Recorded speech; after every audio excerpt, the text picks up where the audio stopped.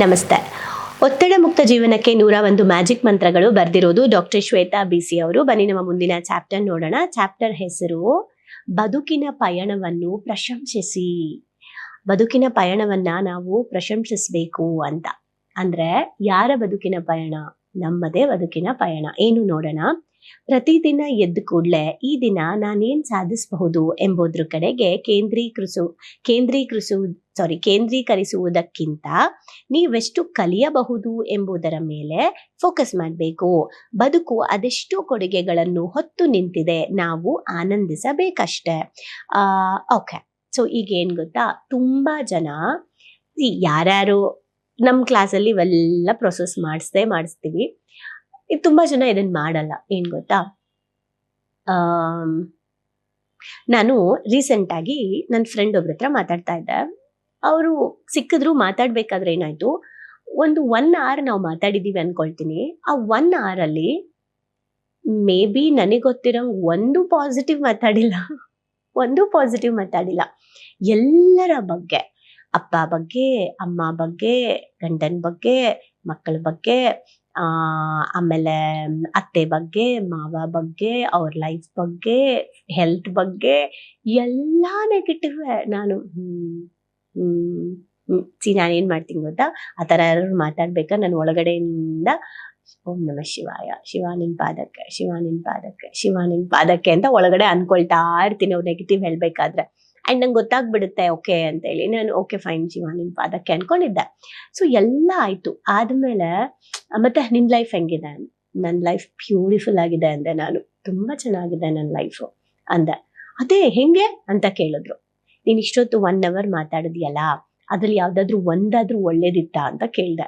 1 ನಿಮಿಷ ಮುಖ ನೋಡಿದ್ರು. ಸ್ವಲ್ಪ ನೀನು ಯೋಚನೆ ಮಾಡು, ಏನಾದ್ರೂ ಒಂದು ನಿಮ್ಮಮ್ಮ ಬಗ್ಗೆ ಒಳ್ಳೇದ್ ಹೇಳ್ದ? ಅವ್ರು ಸ್ವಲ್ಪ ಹಿಂಗೆ ಯೋಚನೆ ಮಾಡಿ ಇಲ್ಲ ಅಂದ್ರು. ಅಪ್ಪ ಬಗ್ಗೆ ಇಲ್ಲ, ಗಂಡನ ಬಗ್ಗೆ ಇಲ್ಲ, ಮಗು ಬಗ್ಗೆ ಇಲ್ಲ, ಕೆಲ್ಸದ ಬಗ್ಗೆ ಇಲ್ಲ, ಹೆಲ್ತ್ ಬಗ್ಗೆ ಇಲ್ಲ, ಲೈಫ್ ಬಗ್ಗೆ ಇಲ್ಲ. ಒಂದು ಒಳ್ಳೇದನ್ನ ಹುಡ್ಕೋದೇ ನಿನಗೆ ಗೊತ್ತಿಲ್ಲ. ಇನ್ ಲೈಫ್ ಹೆಂಗ್ ಬ್ಯೂಟಿಫುಲ್ ಆಗಿರುತ್ತೆ? ನನ್ನ ಲೈಫಲ್ಲಿ ಕೆಟ್ಟದ್ದು ಇಲ್ವೇ ಇಲ್ಲ ಅಂತ ನಾನು ಹೇಳಲ್ಲ. ನನ್ನ ಲೈಫಲ್ಲಿ ತೊಂದ್ರೆನೇ ಇಲ್ಲ ಅಂತ ನಾನು ಹೇಳಲ್ಲ. ನನ್ನ ಲೈಫಲ್ಲಿ ಪ್ರೆಷರೇ ಇಲ್ಲ ಅಂತ ನಾನು ಹೇಳಲ್ಲ. ಆದ್ರೆ ನನ್ನ ಲೈಫಲ್ಲಿ ಹ್ಯಾಪಿನೆಸ್ ಜಾಸ್ತಿ ಇದೆ, ಹೆಲ್ತ್ ಜಾಸ್ತಿ ಇದೆ.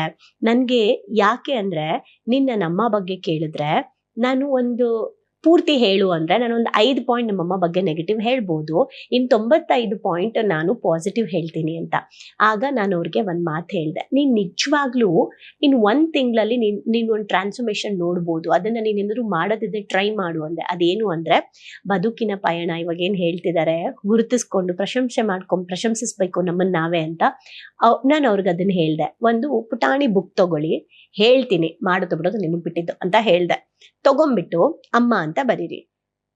ನಿಮಗ್ ಬುದ್ಧಿ ಬಂದಾಗಿಂದ, ಬುದ್ಧಿ ಬರಕ್ ಮುಂಚೆನೂ ನಿಮ್ಮ ಅಮ್ಮನೇ ನಿಮ್ಮನ್ನ ನೋಡ್ಕೊಂಡಿದ್ದು, ಇಲ್ಲ ಅಂದ್ರೆ ಯಾರು ತೊಳಿತಾ ಇದ್ರು ನಿಮ್ಗೆ ಅಂತ ಕೇಳ್ದೆ ನಾನು. ಓಕೆ, ನಾನು ಹಿಂಗೆ ಮಾತಾಡೋದು, ವಿಡಿಯೋಗಳಲ್ಲಿ ಸ್ವಲ್ಪ ಹಿಡಿದು ಮಾತಾಡ್ತೀನಿ, ಬಟ್ ಹೊರಗಡೆ ನಾನು ಹಿಂಗೆ ಡೈರೆಕ್ಟ್ ಆಗಿ ಮಾತಾಡೋದು. ಕ್ಲಾಸ್ಗಳಲ್ಲೂ ಸ್ವಲ್ಪ ಹೋಲ್ಡ್ ಮಾಡ್ತೀನಿ, ಬಟ್ ಕ್ಲೋಸ್ ಒನ್ಸ್ ಹತ್ರ ನಾನು ಡೈರೆಕ್ಟ್ ಆಗಿ ಮಾತಾಡ್ತೀನಿ. ನಿಮ್ಗೆ ಯಾರು ಕ್ಲೀನ್ ಮಾಡಿದ್ದು? ಬುದ್ಧಿ ಬರಕ್ ಮುಂಚೆ ಯಾರು ತೊಳ್ದಿದ್ದು, ಯಾರು ತಿನ್ಸಿದ್ದು? ಎಲ್ಲ ಅಮ್ಮನೇ.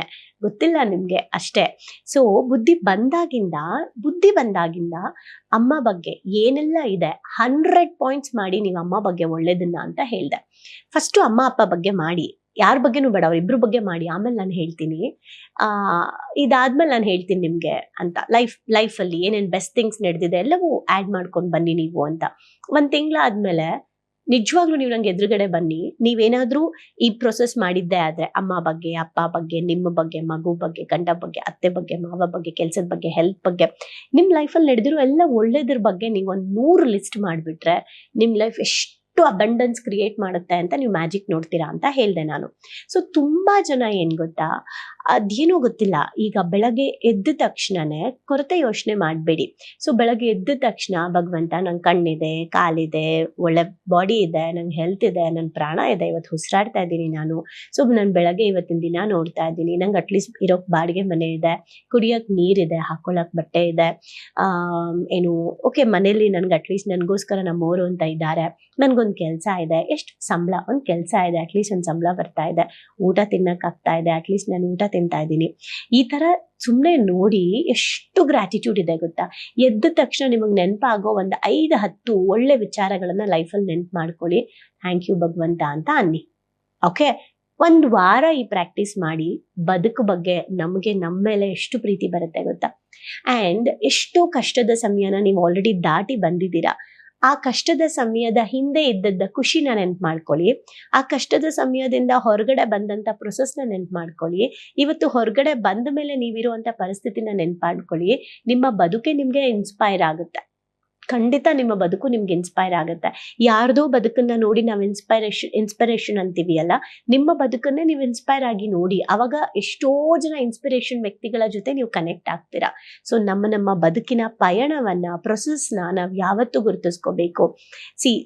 ಇದೆಲ್ಲ ನಾನು ಮಾಡ್ತಿರ್ಲಿಲ್ಲ, ಬಟ್ ಇವತ್ತು ನನಗೆ ಯಾರಾದ್ರೂ ಸಾರಿ ನಾನು ನಿಮಗೆ ಬೇಜಾರು ಮಾಡಬೇಕು ಅಂತ ಮಾಡಿಲ್ಲ ಅಂದರೆ ನಾನು ಬೇಜಾರಾಗಲ್ಲ ಅಂತೀನಿ.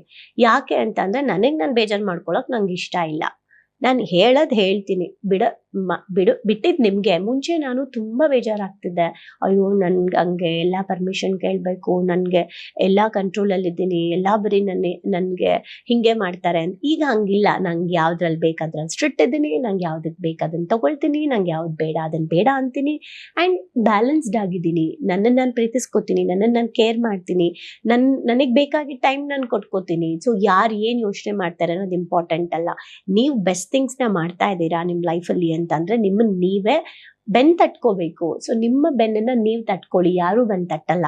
ಸೊ ನಿಮ್ಮ ಬದುಕನ್ನ ನೀವೇ ಪ್ರಶಂಸಿಸ್ಕೊಳ್ಳಿ ಅನ್ನೋದು ಇಲ್ಲಿದೆ. ಆ್ಯಂಡ್ ಲಿಸ್ಟ್ ಮಾಡಿ. ಲೈಫ್ ತುಂಬ ಬ್ಯೂಟಿಫುಲ್ ಆಗಿದೆ. ಲೈಫ್ ಹೇಗಿದೆ? ನಮ್ಮ ಪಾರ್ಟಿಸಿಪೆಂಟ್ಸ್ ಮೆಸೇಜ್ ಮಾಡಿ, ಕಮೆಂಟ್ ಮಾಡಿ, ಲೈಫ್ ಹೇಗಿದೆ. ಓಕೆ, ನಾನು ಯಾವಾಗಲೂ ಕ್ಲಾಸ್ನ ಕ್ಲೋಸಿಂಗಲ್ಲಿ ಹೇಳ್ತೀನಿ, ಲೈಫ್ ಡ್ಯಾಶ್ ಆಗಿದೆ ಅಂತ. ಆ ಡ್ಯಾಶ್ ಯಾವುದು? ಲೈಫ್ ಆಗಿದೆ ಅಂತ. ಅದನ್ನ ನೀವು ಕಮೆಂಟ್ ಮಾಡಿ. ಅಟ್ಲೀಸ್ಟ್ ನಮ್ಮ ಕ್ಲಾಸಲ್ಲಿ ಇಲ್ಲದೆ ಇರೋರಿಗೆ, ಗೊತ್ತಿಲ್ಲದೆ ಇರೋರಿಗೆ ಆ ಕಮೆಂಟ್ ಓದ್ಬಿಟ್ಟು ಅವರು ಅದನ್ನ ರಿಪೀಟ್ ಹೇಳ್ಕೊಂಡು ಅವ್ರ ಜೀವನನೂ ಹಾಗೆ ಆಗಲಿ. ಹೇಗಿದೆ ಲೈಫು ಅನ್ನೋದನ್ನ ಕಮೆಂಟ್ ಮಾಡಿ. Thank you.